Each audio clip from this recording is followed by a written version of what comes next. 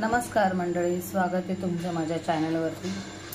आज आपण भिजलेल्या वाटाणे आणि बटाटे याची रेसिपी करणार आहोत।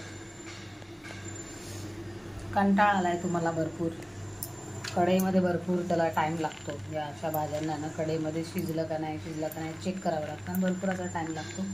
आज आपण ही भाजी कुकरमध्ये बघणार आहोत कशी करायची। त्यासाठी लागणारे साहित्य बघा, एक टोमॅटो, 2 ते 3 मिरच्या, लसूण, कढीपत्ता, कांदा, एक कांदा आणि कोथिंबीर। हे आपले भिजवलेले वाटाणे वर कसे रात्री भिजवले होते, कडधान्य आहे ना ते आणि सकाळी त्याची आपण आता भाजी करणार आहोत। त्याच्यामध्ये बटाटा ॲड केले कारण भाजी अजून चविष्ट होते। ते आपण कुकरमध्ये कशी करायची ते मी आज तुम्हाला दाखवते।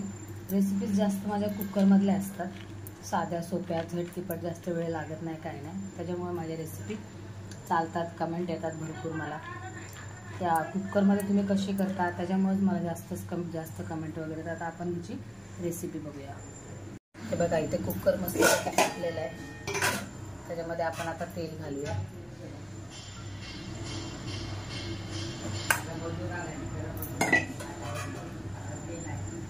याच्यात तुम्ही कांदी ॲड करू शकता, फ्लावर ॲड करू शकता, कोबीसुद्धा तुम्ही ॲड करू शकता, कारण खूप छान लागते ही भाजी। कुकरमध्ये आपण ज्या भाज्या करतो ना त्या खायला एकदम चविष्ट लागतात। त्याच्यामुळे ना जास्तीत जास्त मी कुकरमधल्याच रेसिपी तुम्हाला दाखवण्याचा प्रयत्न करते, कारण मी आमच्याकडे जास्त हे असल्याकडे मी कुकरमध्ये जास्त जेवण बनवते।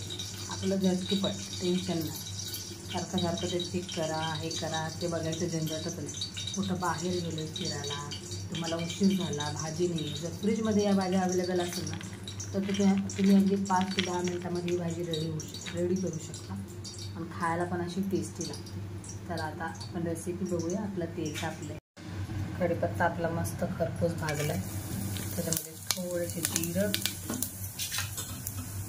थोडासा आपला ठेचलेला लसूण, 2 ते 4 पाकळ्या वरती झाला लसूण,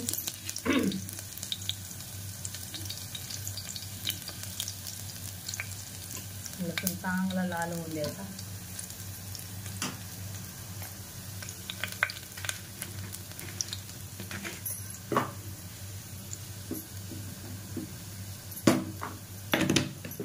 आपला लसूण लाल झालं तर आपण आता त्याच्यामध्ये मिरच्या घालूया। मिरच्या तेलामध्ये फ्राय करायचं, कारण तिखटही लागते, चव येते मुख्य म्हणजे जेवणाला मिरच्या चांगल्या खरपूस भाजल्या।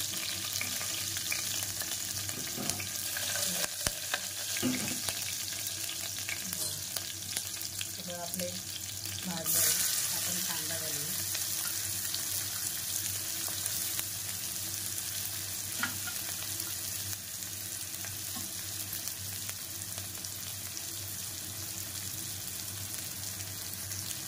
हा कांदा आपला छानपैकी असा आपण भाजून घ्यायचा।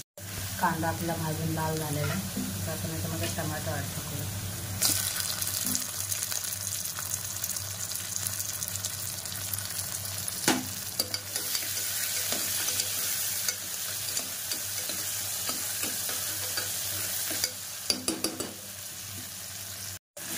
कांदा टमाटो आपले भाजले, तर आपण त्याच्यामध्ये हळद घालूया। हळद तेलामध्ये घालायची, त्यानंतर आपण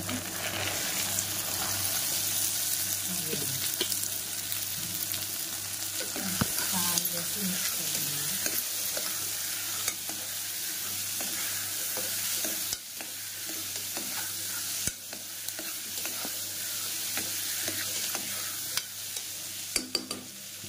त्याच्यामध्ये मीठ घालूया, चवीनुसार मीठ, याला आपण मिक्स करून घेऊया।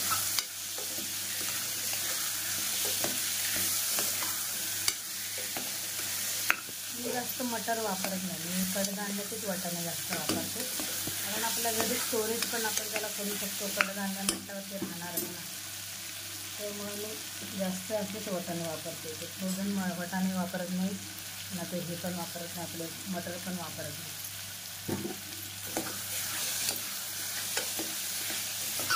बघा, आता मस्त पैकी आपली भाजी झालेली आहे। त्याला आपण 3 शिट्ट्या देऊन मस्त अशी नरम शिजवून घेऊया भाजी। बघा तुम्ही किती मस्त कलर आलेला आहे। चला आता आपण याला कुकरचं झाकण लावून घेऊया। महत्त्वाची टिप देते मी. तुमचं कुकरचं रबर जर लूज झाला असेल ना, तर तुम्ही त्याला फ्रीजमध्ये ठेवू शकता. काम झालं ना कुकरचं, लगेच तुम्ही त्याला फ्रीजमध्ये ठेवायचं. अशाने हा जो रबर आहे ना टाईट होतो.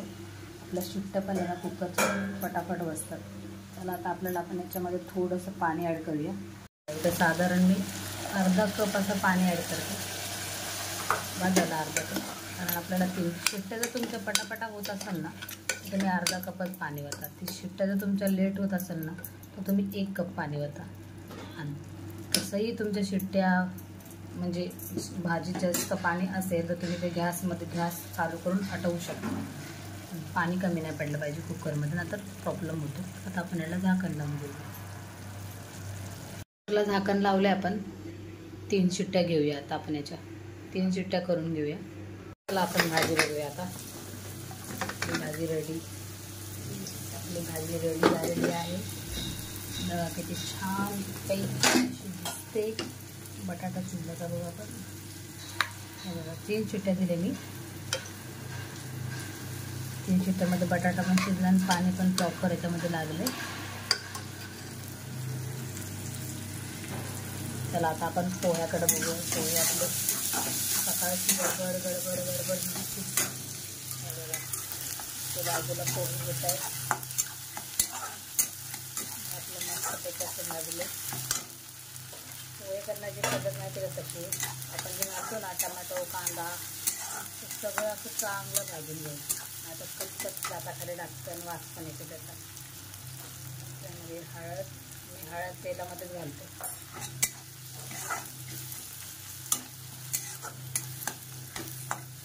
शेंगदाणे कांदा आपला मस्तपैकी भाजलाय. आपण याच्यामध्ये घालूया पोहे. 1 मिनिट मी पूर्ण मिक्स करून दाखवते. आपली कुकरमधली वाटाणे बटाट्याची भाजी रेडी झाली आहे. हा बघा याचा फायनल लुक. मस्तपैकी अशी शिजली आहे. पोहे पण रेडी झालेले आहेत. चला आता नाश्ता करायला.